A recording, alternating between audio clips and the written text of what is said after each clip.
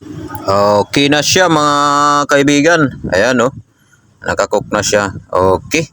So umpisahan natin mga kaibigan sa umpisa. Ayan. Ang problema nito mga kaibigan ay wala siyang power.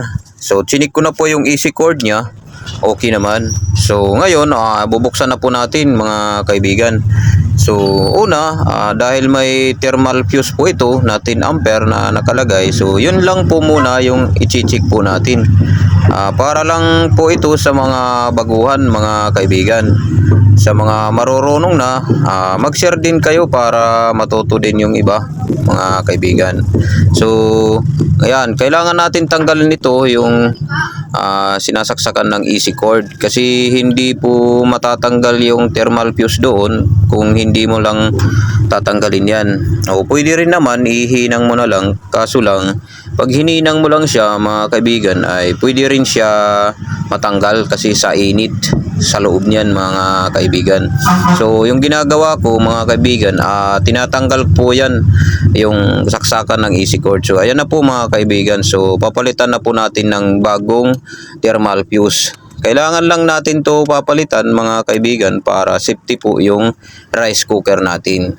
So ayan mga kaibigan, kasi itong thermal fuse mga kaibigan, ito po yung nagbibigay ng protection para hindi nag-overheat ito mga kaibigan. So ayan na, kakabit na po natin. So may dalawang tornilyo yan mga kaibigan.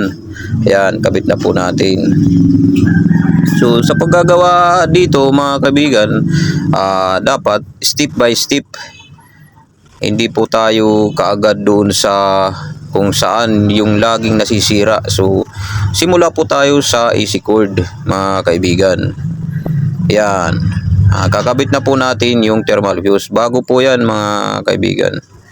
So kayo namang bahala kung paano kayo maggawa, pero ito sinishare ko lang base sa aking mga karanasan na paggagawa araw-araw. So ayan na mga kaibigan.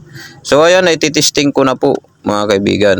Ayan, saksak natin. Ayan, naka-warm na siya. Tapos lalagyan na po natin ng screw lang yung sa dulo lang. So ayan, so switch on natin. Ayan, okay, maraming salamat sa panonood.